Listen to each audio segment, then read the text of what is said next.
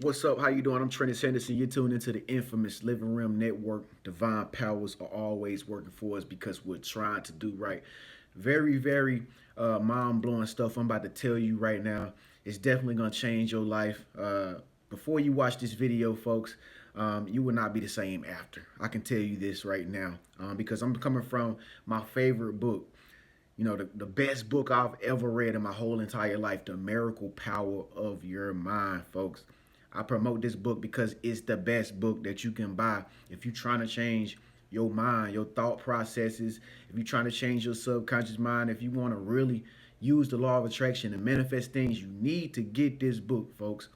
Um, it really originates from a lot of scriptures, though. But there's this guy named Greg Braden who I listen to also, and he's like this ex scientist that used to work for NASA and all that stuff. He was like a computer programmer for Cisco systems and all that stuff. Very smart dude. His name is Greg Braden. You can look him up too. Gregg Braden, Braden. And I remember something that Greg said one time, and he was like, I've done research. I've been all around the world, and in conclusion, I can proudly say that everything that was supposed to be in the Holy Bible is not there. Most of it was edited over a course of time, and it was kind of like washed down. And he was like, it really leaves out a lot of stuff about energy that was supposed to be there, and consciousness and the study and power of the mind. And he was like that. What we're reading now is like edited copies of something that's not even really original. And it just blew my mind to hear this kind of guy say something like that. And I have the book here, The Miracle Power of Your Mind, which you need to get, which is in the description section. It breaks it down, like scriptures and stuff in an energetic way. Like you can understand it, you know, coming from, Joseph Murphy. He's explaining it like in a conscious way that you can understand energies, and how emotions work, and how the universe and everything that scriptures have been telling us. He takes it from saying it literally, and then he flips it and turn it into like what it really supposed to have been from the get-go. So get this book after you watch this video, folks. Trust me, you need to get this book, man. I'm telling you. I'm gonna read some of it from you. Pray your way through it. That's what I'm reading from right now. Pray your way through it. So just stay tuned, folks. If you want more enlightenment tips every single day, make sure you subscribe. New videos every single day. And so this is what I'm doing, man. This is what I'm doing. I could be out having fun and carrying along with everybody else. I got a car. Yeah, I got a car. I got friends and stuff out there. I can go out there and spend some money or whatever. But this is what I love to do. This is what I really am passionate about. I'm married to learning, consciousness. The universe, just learning it really turns me on. Like it literally turns me on like nobody else can do. And I really feel like that comes before anything. So many people out here trying to find happiness, through another person. You know what I mean? Like living their whole lives like searching for like love. Like, you know what I mean? Like, and then when you search for love, you find it in all the wrong places. And it's like, I don't understand it. I can't do that. I can't live my life, you know, like, oh, I need this other person to complete me. Like, no. Like, I need to complete myself. I need to make myself better, you know, on the inside, the inner part of me. And this makes me happy. Like, this gives me happiness that no woman can give me. You know what I'm saying? Or this gives me happiness that no friend could give me. Anybody. I don't need anybody to make me happy because I'm happy, learning who I am, and I'm happy with making myself better. That's how I find my happiness is when I master all my all the lower parts of me. Once upon a time I did not have no control over. And so just like you, I hope you understand what I'm saying, Rim Team member. But um, it's a time and place for everything. There's a time and place for everything on that. So don't never feel like you gotta go like rush into like trying to find somebody to be with. That's not what life is all about. That's not what life was all about. Life is all not all about like relationships. It's not all about that. You know what I mean? Like if you feel like that, then that means you need to do self work. You know what I mean? I'm gonna tell you straight up. Many of my relationships in the past failed. Why? Because me, really. I mean, because if I was pointing fingers at anybody else, I would not be taking responsibility for my actions. So I have to say it was my fault. Why? Because I didn't know who I was. You see what I'm saying? I didn't even love myself. So I got to start back from scratch by loving myself first before I can love anybody else. So that's why we're going to pray for it. We're going to pray for it. We're going to pray our way through it. So I'm gonna just start reading a little bit of this and explaining some of this. So just listen close, folks. Just binge watch it. Just grab you some potato chips, get you something to drink. Just sit back, let it play. Put the phone in your dresser. Turn the volume up loud right now. Here we go. So this is a scripture. This is a scripture from the Bible. Now, this scripture is gonna align up with what Joseph Murphy says. So check it out. And I heard a great voice out of the temple saying to the seven angels, "Go your ways and pour out the vials of the wrath of God upon the earth." And the first went and poured out his vial upon the earth. And there fell a noisome and grievous sore upon the men which had the mark of the beast, and upon them which worship his image. Y'all know how this Bible talks. You've heard things like this before, right? You know, I mean, but it's like, how can we ever have understood it like that? And the second angel poured out his vial upon the sea, and it became as the blood of a dead man. Like back in the day, I used to think this was so dark. Like, oh my God, this is so scary. Like, oh my God, I'm gonna go to hell if I sin. And it goes to say, and every living soul died in the sea. And the third angel poured out his vial upon the rivers and fountains of waters, and they became blood. Okay, now let's break it down. This is what Joseph Murphy is starting to explain what we just read. He says, here we have a story similar to the plagues cast on Egypt mentioned in Exodus chapter, whatever those numerological numbers are, I don't know. This chapter refers to a reconditioning of consciousness. So he basically saying everything we just read from the scriptures refers to a reconditioning of consciousness. I mean, it sounds about right because I ain't never really seen no beast and no angels pour no vials into the sea or nothing like that. The vials means consciousness. Here we go. Now this is what we talking. The vials means consciousness pressing forward. They are the creative energies of consciousness. When we begin to recondition and purify our consciousness, we declare the presence of God. Now, let me just stop and let's just think about that for a second.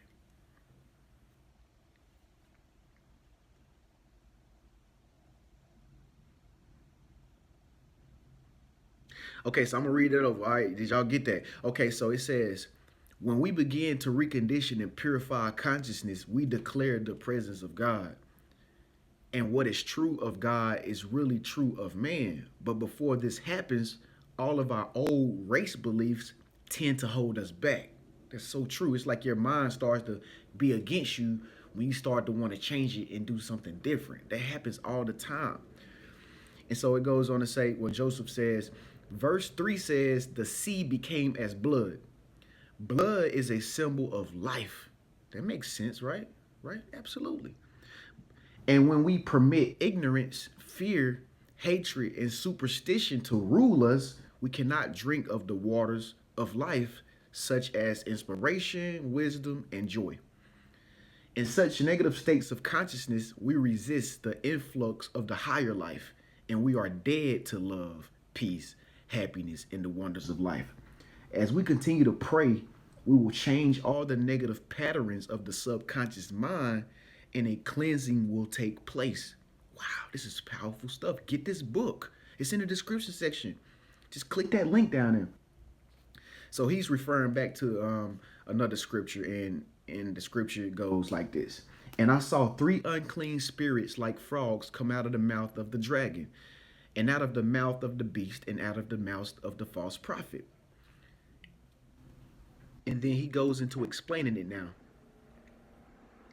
The various verses in this chapter refer to the overcoming of various false beliefs, race beliefs, complexes, and other poison pockets of the subconscious mind.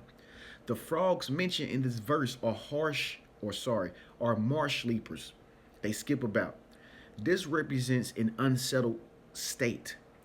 As the truth comes into our mind, it creates a battle in our mind in order to resolve a conflict. The error is now on the way out, and the truth will conquer. You see how this works, folks? This is what is not in the Bible. This is what is not in there. This guy is interpreting everything. The truth comes to all of us as a sword. The sword of truth. Pretty sure you've heard that, right?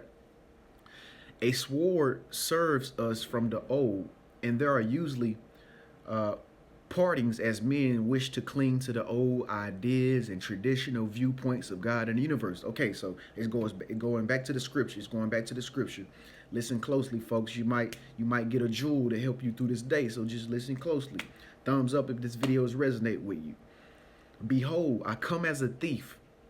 Blessed is he that watcheth and keepeth his garments, lest he walk naked and they see his shame.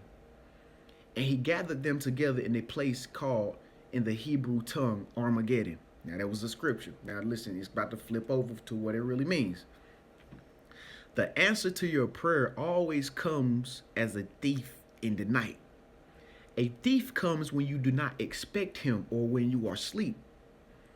This is symbolic of the way the divine answer comes. It comes in ways you know not of, and in an hour when you not expect it. God, ooh, that's what I've been waiting on. This is symbolic of the way the divine answer comes. It comes in ways you know not of, and in an hour you do not expect it. Folks, this is how the universe works. He basically saying in Trenius language, what he's saying is, he's saying when you pray, know that it's done, right? And don't ever look back at it again, and just know that it's done. And when you least expect it, the divine answer will come as a thief in the night. You know what I'm saying? Blessed. Behold, I come as a thief. Blessed is he that watcheth and keepeth his garments, lest he walk naked and they see his shame.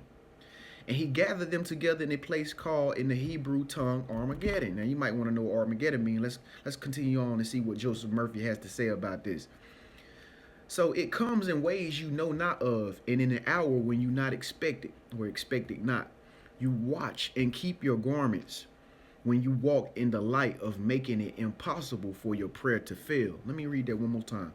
You watch and keep your garments when you walk in the light, making it impossible for your prayer to fail.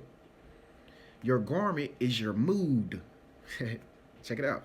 Your garment is your mood, your feeling, your attitude of your mind. You watch and inspect all thoughts and ideas to see that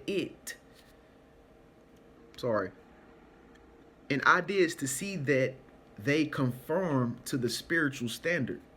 You clothe all your ideas and true desires with your imagination, faith, and confidence, and you will never walk naked in the sense of expressing lack, sadness, and suffering. The battle of Armageddon is always being fought. Now it's talking about Armageddon. The battle is between what you are and what you want to be. What you are and what you want to be. This is the battle of Armageddon. You going against yourself. That's why I always say you are your worst enemy. Between your lower self and your higher self. Between your spiritual aspirations and the race mind full of terrors and false beliefs. Your desire and its opposite. That's the battle of Armageddon. You going against what you are right now for what you long to be.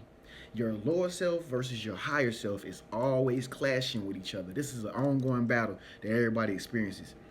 Anger, fear, ill will breed antagonism, combativeness, and war. These mental poisons can be cast out by identifying yourself with external verities and busying your mind with the concepts of harmony, health, peace, and goodwill.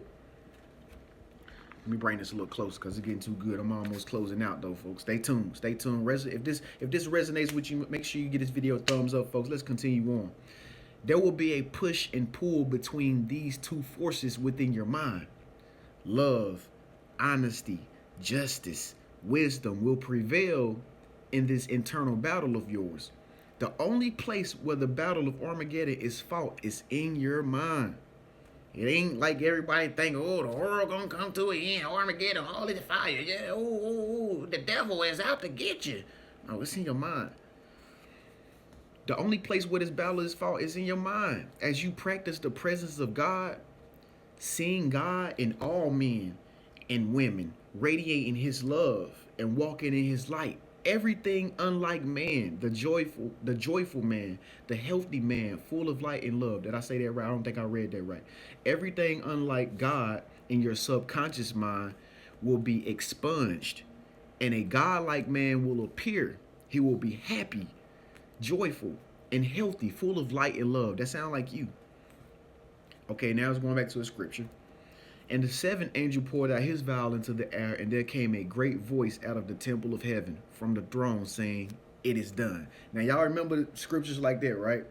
You know, an angel came out and was like, "It's done." Basically, like, we don't pour it in the ocean to see, it's done. Like, in my mind, I used to think that the angel was talking to God or something. Like, we about to end the world. We poured the vial into the ocean.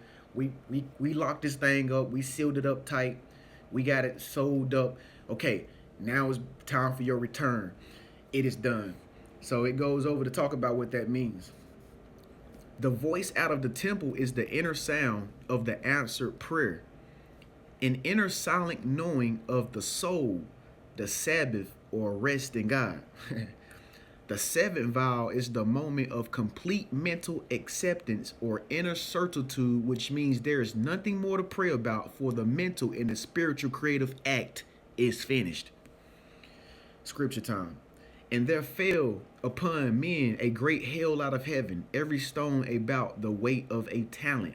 And men blasphemed God because of the plague of the hail, for the plague thereof was exceedingly great. Okay, so he's explaining it now. Spring rain makes things grow. Hail is frozen rain and destroys vegetation. All of our negative states are now frozen, withered, and destroyed by the truth which enters into our mind.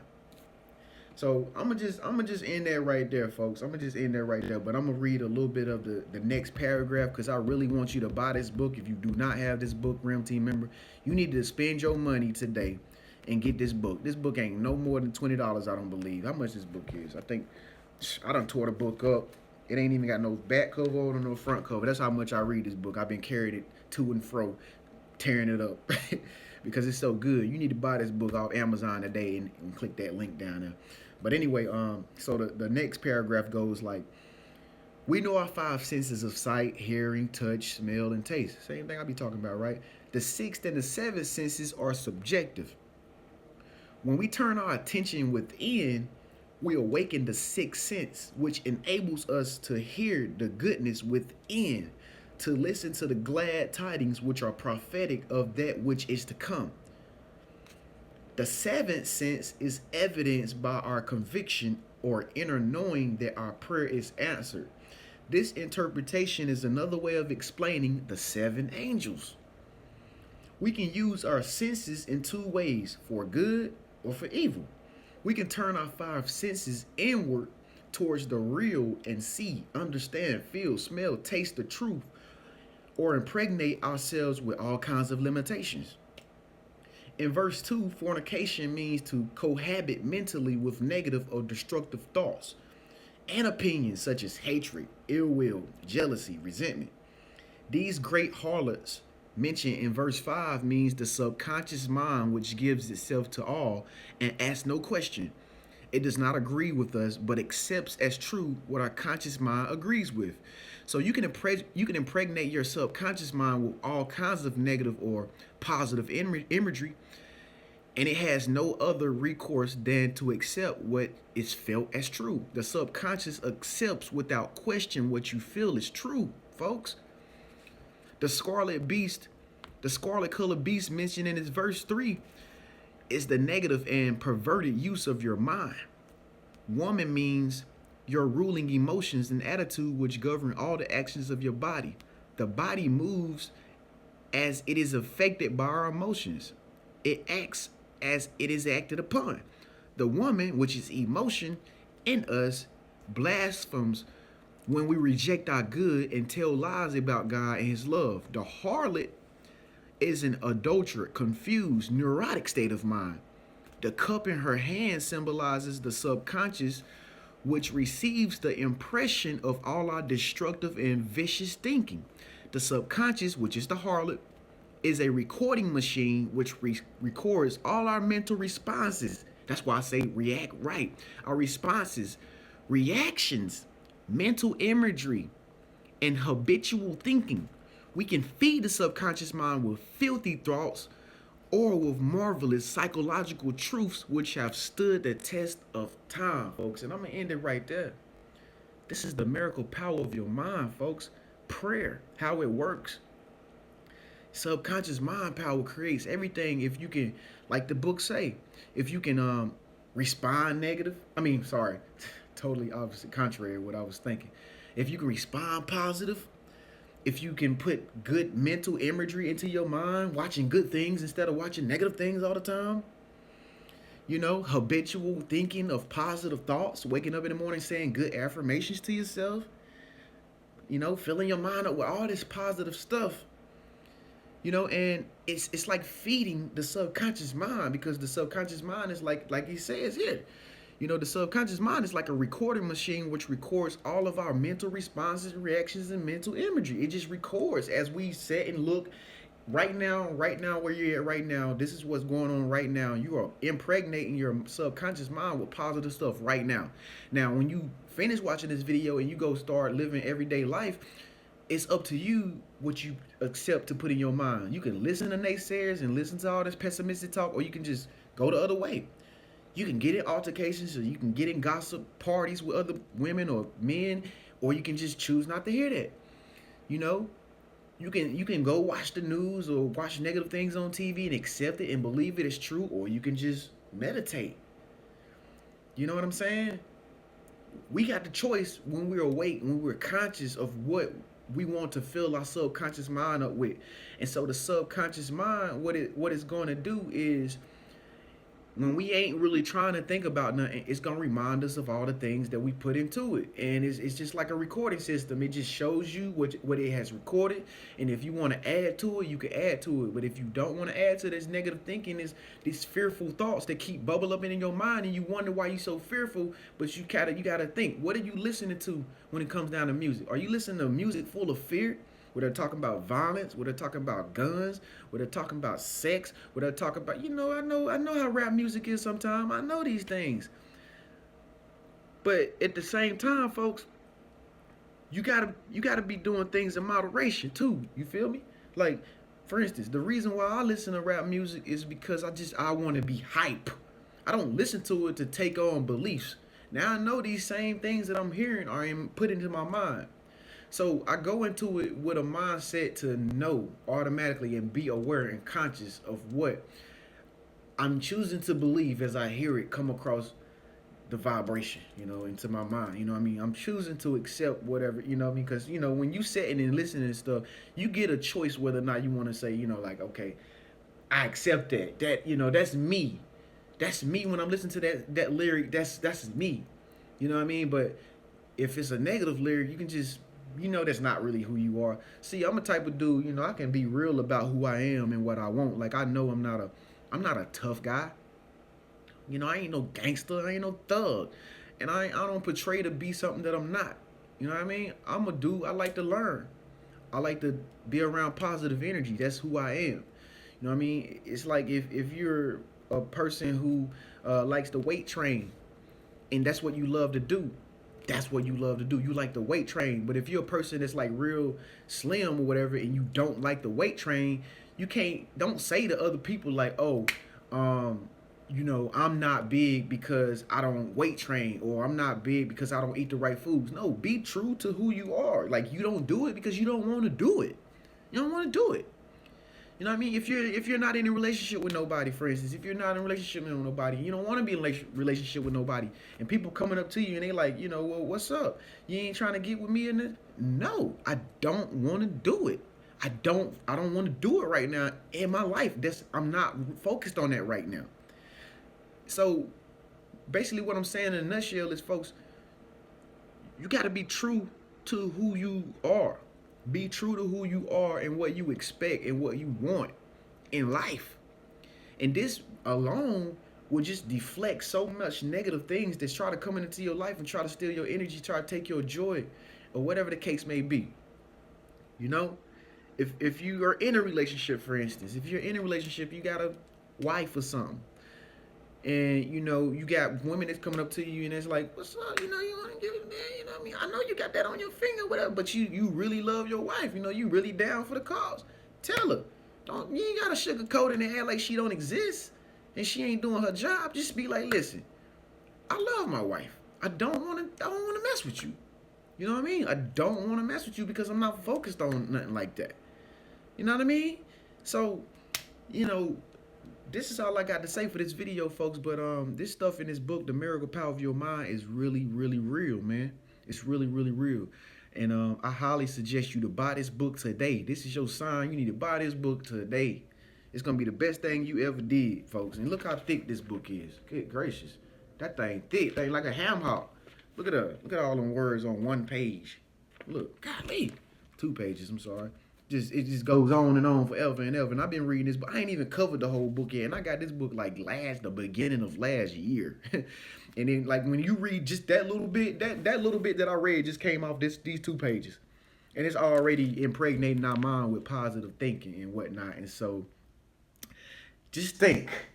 Now, I'm personally might not come back to this book probably like a week from now because that's all you need right there to get through like 2 weeks, man, in life, because the book is so powerful. And like I said, I like the book because it talks about God and his love, and to us that's the universe. And so it's like breaking down all the terms or the stuff in scriptures into energy and stuff like that, and consciousness. And that's, I ain't never had no book that did that yet except for this one.